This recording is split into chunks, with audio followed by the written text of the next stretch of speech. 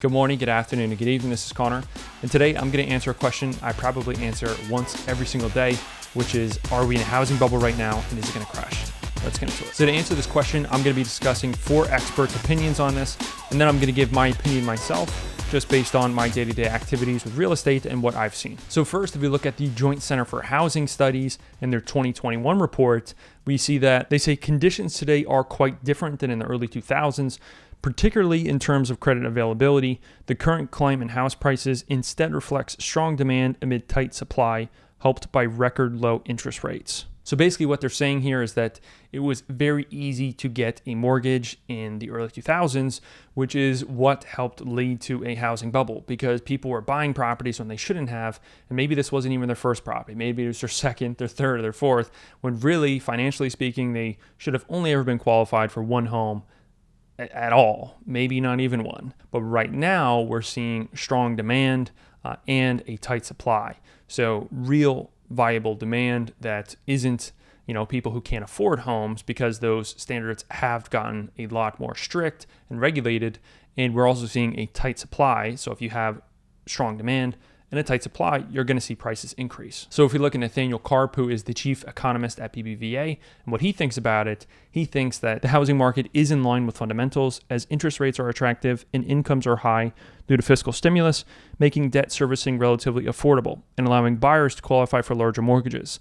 Underwriting standards are still strong, so there is little risk of a bubble developing. And then if we look at what Bill McBride over at Calculated Risk says, we'll see sort of a little bit of a similar story. He thinks that it's not clear at all to me that things are going to slow down significantly in the near future.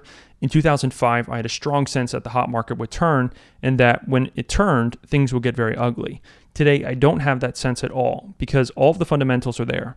Demand will be high for a while because millennials need houses. Prices will keep rising for a while because inventory is so low. They're pointing to the record low interest rates, the super tight inventory, and the consistent demand for not only just, families buying homes or older people upgrading or downgrading, but also millennials who need homes right now. And that consistent demand with the tight inventory, with the low mortgage rates, all those fundamentals lead to rising prices. So it's not a weird thing that prices have been rising like. Now, lastly, if we look at Mark Fleming, the chief economist over at First American, he says that looking back at the bubble years, house prices exceeded home buying power in 2006 nationally. But today, house buying power is nearly twice as high as the median sales price nationally.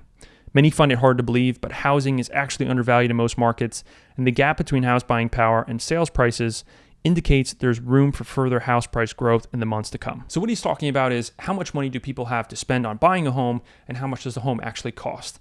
And in 2006, it was quite expensive versus what people actually had available income-wise to buy a home. So it was incredibly unaffordable.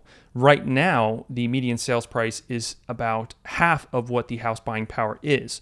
So it's showing that people still have a lot of availability to put more money towards buying a house if they find it important. And so there's still room for prices to increase with where house buying power is right now. Alrighty, so those are 4 experts right there and their opinions on the housing market right now and prices. And while you always want to take everyone's opinion with a grain of salt, it's always good to look towards people who actually focus on this as a profession versus people who are just trying to make headlines or make you click on a title. So I would have to agree with a lot of what they're saying, because the fundamentals do make sense. And the fundamentals are really what we want to focus on when we're talking about the market going up. Because if it's going off based on good fundamentals, we're good. If it's going up based on bad fundamentals, that's when we're in trouble. And the fundamentals of there being a strong buyer demand right now of people buying homes, especially millennials or people trying to move or upgrade, and the low interest rates, which is further fueling that, and the fact that there's no homes out there for people to buy, inventory is just so freaking low, it makes sense that home prices are going up. That is just a simple supply and demand curve. Now, one thing that's not mentioned here that I do think we're going to see a deceleration in home prices. And I think that because I think more homes are going to be entering the market now that we're hopefully kind of getting past the COVID part in terms of the worry. And so those people who were worried about putting their house on the market are no longer going to be worried.